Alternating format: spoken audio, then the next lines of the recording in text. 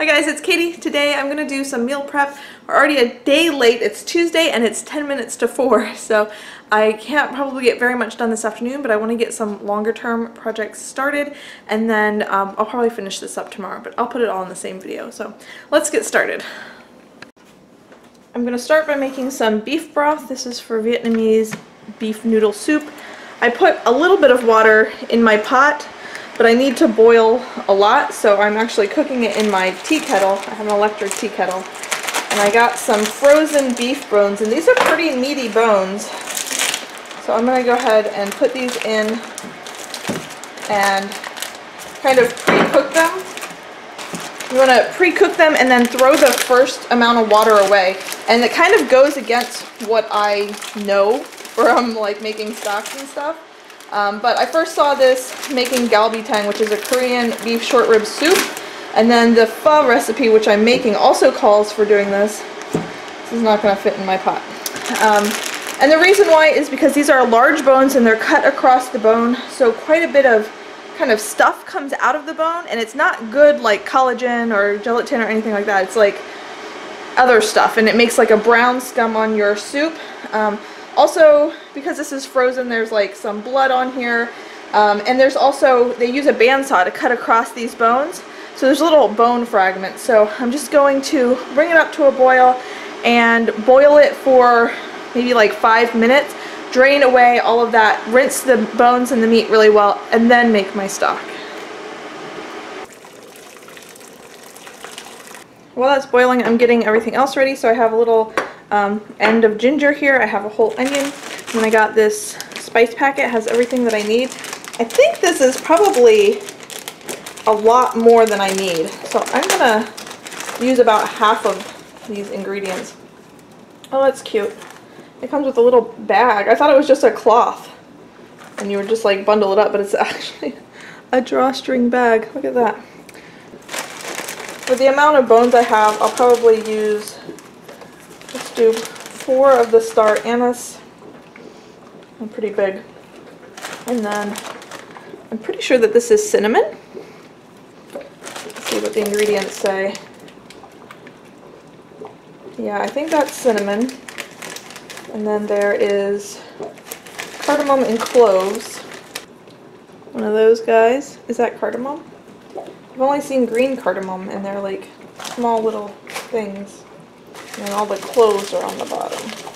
There's like cloves mixed in with bits of star anise. I'm gonna put another one of these guys in.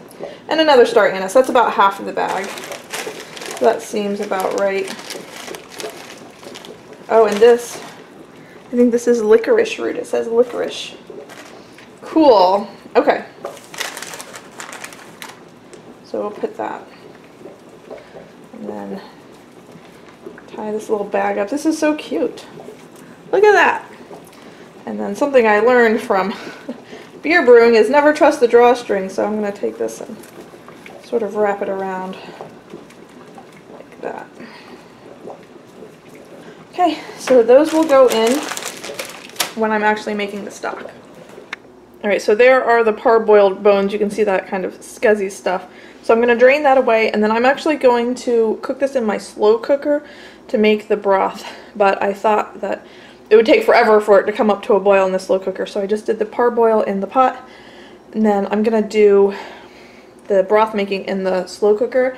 I'm thinking about putting it out back. I've been putting my slow cooker on my back porch for weeks now, and it makes it a big difference in keeping my kitchen cool. So let me get this drained and rinsed, and then we'll put all of these things with a bunch of fresh water into the crock pot and get that started.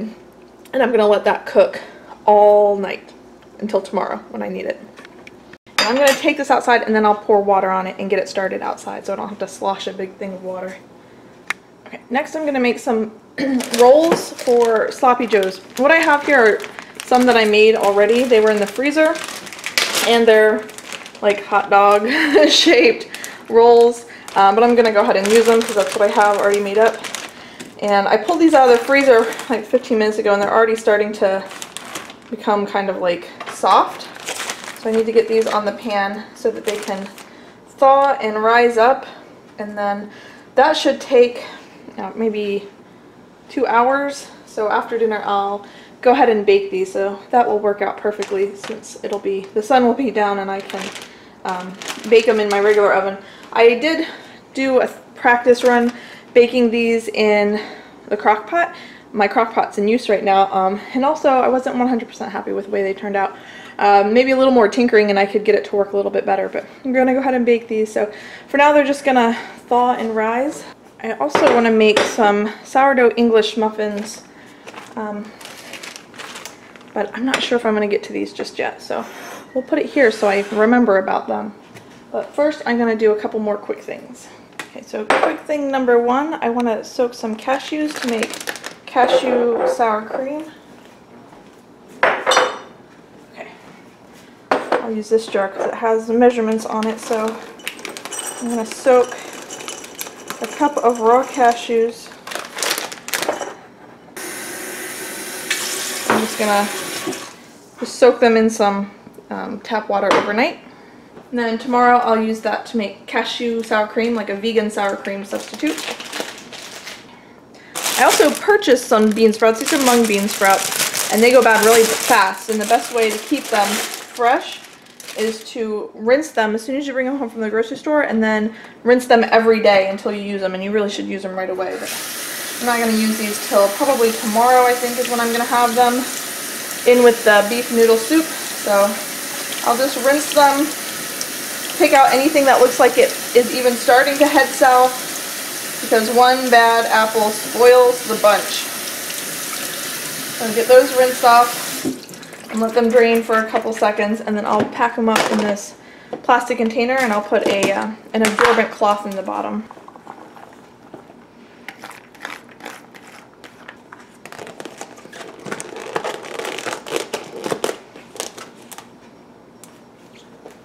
I'm also going to do that with some Thai basil that I got, or any kind of herbs.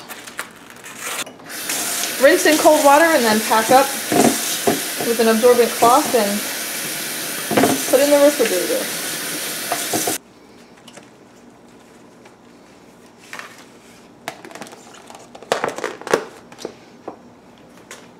Okay, so I have pretty much everything done that I can do today. I even have tonight's dinner started, so we're having pasta and some sauce. So that is all I needed to get done before I could do my sourdough English muffins. I think I got this recipe either on Kitchen Stewardship or Genau Flings. I also got really good tips from a YouTube channel called Heritage Homestead. If you're interested in sourdough English muffins, I would recommend watching and looking at all three of those sources, and I'll link them all down below. So this I mixed up last night. It's just sourdough starter, water, and flour. I used half whole wheat and half all-purpose. I'm going to add some salt and some baking powder. We'll just eyeball that. How about that? And then some honey. And I have my cast iron griddle already preheating. So go ahead and mix these up.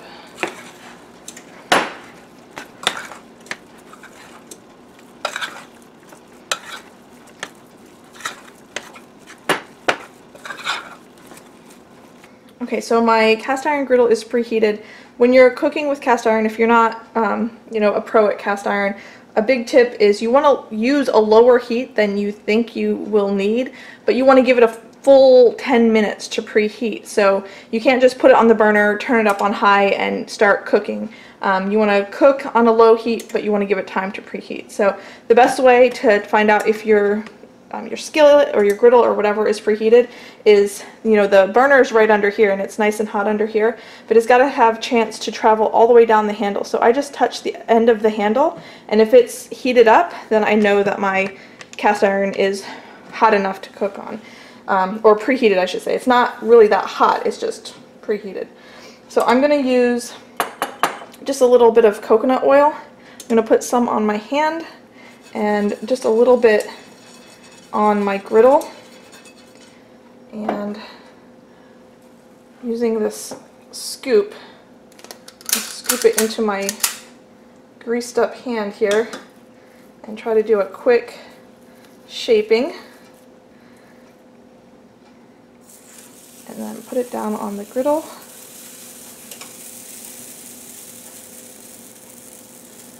Try to get a second one on there.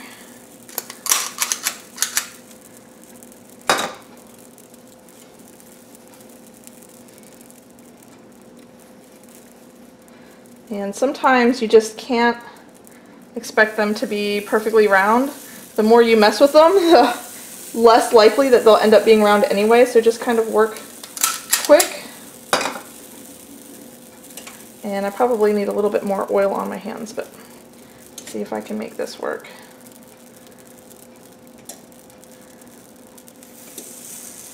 Alright. We'll let those cook on one side probably about 5 minutes, and then we'll flip them and cook them on the other side another 5 minutes or so. And these two are getting a little bit too close for comfort, so I'm going to move this guy back a little bit. See if I can flip these without them becoming destroyed. Pan was probably a little bit too hot. So I turned it down just a little bit, but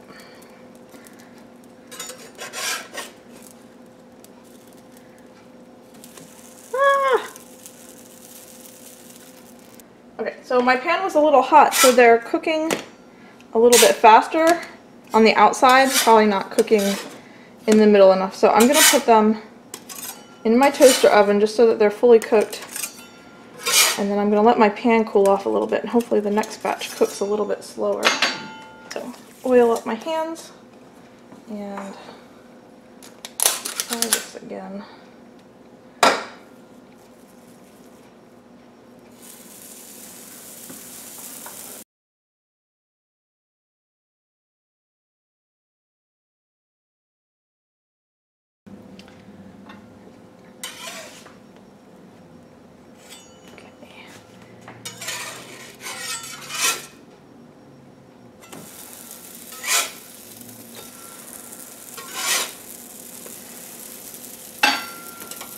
Alright, so here are the English muffins all finished up. This batch turned out pretty good. Sometimes they turn out better than others, but this is a pretty good batch.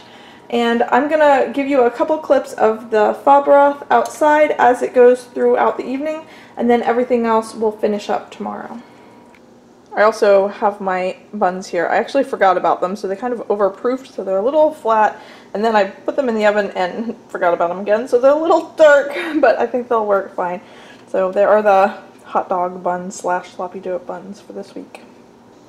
So that's what the broth looks like the next morning. It cooked all night, and now I just have it, it's been cooling for about 20 minutes. So I'm going to go ahead and strain it and put it in the fridge, that way I can skim off the fat and the stuff on the top, and hopefully be able to save some of the meat off the bones and put that into our soup as well.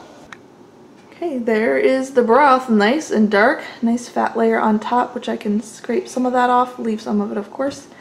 And I might also run this through some cheesecloth to get it as clear as possible, but it looks good, it smells amazing. Okay, so I'm just taking the meat and the tendon and all of the little soft bits off of the bones, and I'll add that to our bowls of soup. The bones and the onions and the ginger and things like that I will just discard.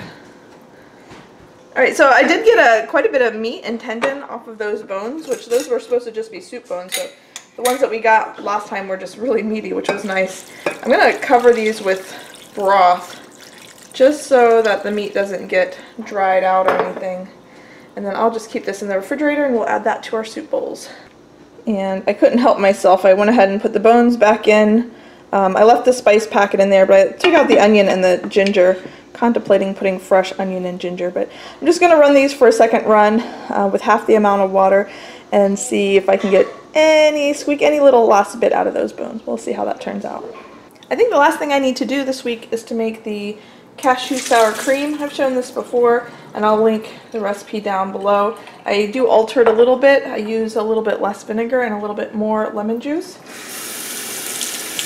I have 1 cup of cashews that I soaked overnight, and I just drained them and rinsed them, and I add them I'm using my dry container because it's smaller and I find that it makes it a little bit easier, but I don't know, I guess you're not supposed to use the dry container for wet things, but I do, so, and I sort of just eyeball it, but I think it's supposed to be 2 teaspoons of apple cider vinegar and 1 teaspoon of lemon juice. I just reversed those, so I put a little bit more lemon juice. Yellow one. A yellow one. Okay. Pulse this.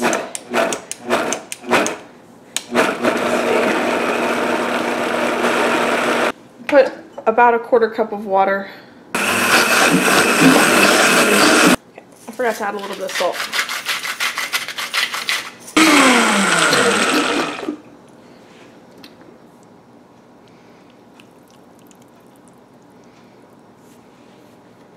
Alright, that's everything that I have for you this week. I hope you enjoyed the video. If you did, if you could hit the thumbs up button, I always appreciate that. Thanks for watching, and I'll see you guys next time. Bye!